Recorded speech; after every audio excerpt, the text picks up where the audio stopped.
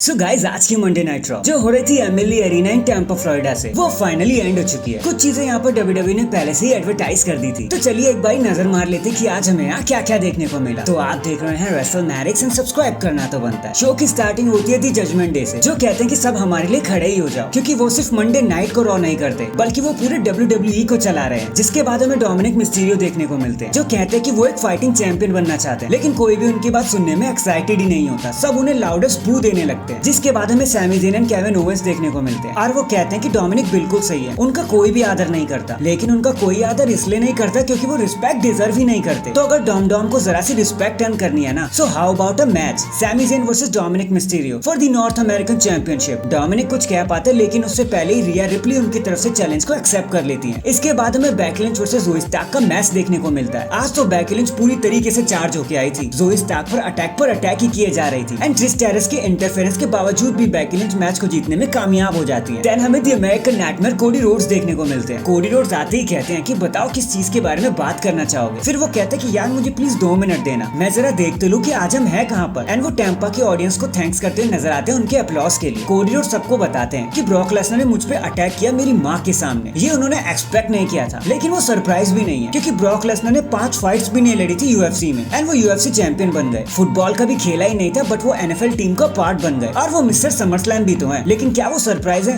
बिल्कुल भी नहीं। लेकिन क्या वो इम्प्रेस है? Hello yes. बट उन्होंने कहा कि अगर कोई इम्प्रेस नहीं है तो वो है उनकी मॉम मिशेल। मिशेल मानती है कि ब्रॉक लेसनर ने बहुत बड़ी गलती कर दी, इसलिए नहीं क्योंकि उन्होंने कोडी रोड्स को उनकी माँ के सामने मारा, बल्कि इसलिए क्योंकि उन्होंने कोडी रोड्स को जिंदा छोड़ दिया। कोडी रोड्स कहते हैं कि यार मैं कोई नॉर्मल मैच नहीं लड़ना चाहता ब्रॉक लेसनर के साथ, मुझे ना मैच जीतने में कोई भी दिलचस्पी नहीं है, मुझे ब्रॉक लेसनर को सबक सिखाना है। बैक स्टेज में तो सबको ऐसा लगता है कि कोडी रोड्स स्टूपिड है जो ब्रॉक लेसनर से लड़ रहा है, बट वो जानते नहीं है कि इस बार वो बियर ब्रॉक लेसनर को खत्म ही कर देंगे। कोडी रोड्स इसलिए ब्रॉक लेसनर को नहीं हराना चाहते क्योंकि उनके करियर के लिए बहुत ज्यादा अच्छा है, एंड ब्रॉक लेसनर ने उनकी आम तोड़कर चीजों को पर्सनल कर दिया है। वो लेसनर को हराना चाहते हैं क्योंकि ब्रॉक लेसनर यही डिजर्व करते हैं, एंड इन दी एंड वो कहते हैं कि समरस्लैम में ये किस्सा हमेशा के लिए खत्म हो जाएगा। नेक्स्ट हमें नॉर्थ अमेरिकन चैंपियनशिप मैच देखने को मिलता है, Dominik Mysterio versus Sami Zayn के बीच में। मैच गाइस ये काफी ज्यादा अच्छा था, बट जब सैमी ज़ेन डोमिनिक मिस्टीरियो पर भारी पड़ने लगते हैं तो रिया रिप्ली केविन ओवेंस पर एक स्लैप कर देती है, जिसकी वजह से सैमी ज़ेन का ध्यान थोड़ी देर के लिए भटक जाता है, एंड इसी का फायदा उठाकर डोमिनिक उन्हें रोल ऑन कर देते हैं, एंड पिनफॉल की मदद से सैमी ज़ेन को हरा देते हैं, अपने टाइटल को रिटेन कर लेते हैं। इसके बाद हमें Bronson read versus Tommaso ciampa के बीच में भी एक मैच देखने को मिलता है। मैच में यहाँ ज्यादा कुछ बताने के लिए था भी नहीं, लेकिन शिंसुके नाकामुरा की प्रेजेंस की वजह से ब्रॉन्सन रीड मैच को जीत जाते हैं। देन हमें लिव मॉर्गन वर्सेस रिया रिप्ली के बीच में एक नॉन टाइटल मैच देखने को मिलता है। इससे पहले कि मैच स्टार्ट होता, रिया रिप्ली लिव मॉर्गन पर बेहतरीन अटैक कर देती है, एंड एक चेयर की मदद से लिव मॉर्गन के हाथ को इंजर्ड ही कर देती है। जिसके बाद हमें इतना तो पता चल जाता है कि लिव मॉर्गन एक बारी फिर ब्रेक पर जाने वाली है। इसके बाद हमें रिकोशे देखने को मिलते हैं, जो कहते हैं कि भाई लोगन तू कहाँ है, अपना मुंह तो दिखा, मुझे पता है तू बैक स्टेज में नहीं है क्योंकि लॉकर रूम से तू डिजर्व ही नहीं करता। देन रिकोशे लोगन पॉल को समरस्लैम के मैच के लिए चैलेंज कर देते हैं। इसके बाद Logan Paul blind sided attack करते हुए नजर आते हैं रिकोशे के ऊपर, एंड इंस्टाग्राम पर लाइव आकर उनके चैलेंज को एक्सेप्ट भी कर लेते हैं। लेकिन उनके पीछे मुड़ते ही रिकोशे उन पर सुपर किक से अटैक कर देते हैं और कहते हैं कि समरस्लैम में मिलेंगे। नेक्स्ट हमें Damian Priest versus Apollo Crews के बीच में एक मैच देखने को मिलता है, जहाँ इजिली बड़ी आसानी से डेमियन प्रिस्ट मैच को जीत भी जाते हैं, और यहाँ बताने के लिए ज्यादा कुछ हुआ भी नहीं। इसके बाद हमें गंथर देखने को मिलते हैं, जो ड्रू मैकिंटायर को कॉल आउट करते हैं, एंड ड्रू मैकिंटायर आते ही गंथर को चैलेंज ठोक देते हैं। गंथर कहते हैं कि यार मैंने अपने टाइटल को इतनी प्रेस्टीज दिलाई है तो मैं यहाँ पे टाइटल डिफेंड करूंगा? बिल्कुल भी नहीं। वो कहता है कि मुझे पता है सब तेरे को पसंद क्यों करते हैं, क्योंकि तूने कभी कुछ अर्न ही नहीं किया। तुम क्लैश ऑफ द कासल में भी हार गए, तुम तो रेसलमेनिया में भी हार गए, और देखो अब समरस्लैम में भी हार जाओगे। ड्रू मैकिंटायर कहते हैं कि अगर रेसलमेनिया की बात है ना, तो यार वो सारा मैच मेरा और शेमस का था, हमने एक दूसरे को बुरी तरीके से थका दिया था, तुम तो बस उसको फायदा उठाने आ गए। लेकिन वो तो ट्रिपल थ्रेट मैच था, 1-on-1 में मुझे फेस करो, तुम्हें पता चल जाएगा कि ये सब लोग मुझे चूजन वन क्यों कहते हैं। जिसके बाद हमें Ludwig Kaizer versus Drew McIntyre के बीच में एक मैच देखने को मिलता है। मैच तो ड्रू मैकिंटायर जीत जाते हैं, बट उसके बाद गंथर फिर से अटैक कर देते हैं ड्रू मैकिंटायर के ऊपर। इसके बाद मिक्स में मैच रिडल भी वहाँ ऐड हो जाते हैं, एंड पासा खुद इंपीरियम के ऊपर उल्टा पड़ जाता है, एंड ड्रू मैकिंटायर गंथर को अनाउंस टेबल पर पटक ही देते हैं। एंड देन फाइनली ये चीज हमें लीड करती है हमारे मेन इवेंट की तरफ, जहाँ होना था सेथ वर्सेस फिन बैलर के बीच में एक contract signing for the world heavyweight championship. Seth Rollins and Finn Balor finally एक दूसरे के सामने आते हैं, जहाँ सेथ रॉलिंस कॉन्ट्रैक्ट पर साइन कर देते हैं पहले ही। उसके बाद वो कॉन्ट्रैक्ट को फिन बैलर की तरफ बढ़ा देते हैं, एंड साइन करने से पहले फिन बैलर जरा सा सोचते हैं, जिसकी हिचकिचाहट में सेथ रॉलिंस कह पड़ते हैं कि फाइनली फिन बैलर को समझ आ गया कि उनके जीतने के चांसेस बिल्कुल भी नहीं है, एकदम 0 है। लेकिन मजा तो तब आएगा जब सेथ रॉलिंस फिन बैलर को मार मार कर लिम्प ही कर देंगे, एंड मजे से सारी ऑडियंस उनका गाना गाएगी। फिर सेथ रॉलिंस कहते हैं कि यार मैं ये भी जानता हूँ कि मिरेकल हर बार होते हैं, एंड क्या पता तुम जीत भी जाओ, लेकिन उससे क्या होगा, तुम्हारी टाइटल रेन तो हमारे लास्ट यूनिवर्सल टाइटल रेंज से भी छोटी रहेगी, क्योंकि एज वी ऑल नो कि डेमियन प्रीस्ट अपना मनी इन द बैंक कैसे भी करके कैश कर देंगे और तुम्हें घंटा कुछ नहीं मिलेगा। एंड वैसे भी SummerSlam is not the coronation of Judgment Day, it's the end for Judgment Day. Balor smile करते हुए कॉन्ट्रैक्ट पर साइन कर देते हैं एंड कहते हैं कि सेथ रॉलिंस मुझे लगा था तुम बहुत स्मार्ट हो, लेकिन तुम नहीं हो, क्योंकि तुम शो को रन नहीं करते, हम शो को रन करते हैं। एंड उनके इतना कहते ही पूरी की पूरी जजमेंट डे सेथ रॉलिंस पर टूट पड़ती है एंड उन्हें मार पीट कर बराबर कर देती है। एंड नंबर्स गेम का जादू कुछ इस तरह चलता है कि सेथ रॉलिंस के पास इस अटैक का कोई भी जवाब नहीं होता। एंड डैंग, इसी के साथ हमारी मंडे नाइट ड्रॉ एंड हो जाती है। वैसे आपको आज के मंडे नाइट ड्रॉ के बारे में क्या कहना था, कमेंट करके जरूर बताना। एंड चैनल पर नया है तो चैनल को जल्दी से लाइक एंड सब्सक्राइब कर दो। बाकी मैं मिलता हूँ आपसे किसी और अपडेट के साथ, तब तक के लिए अपना ख्याल रखें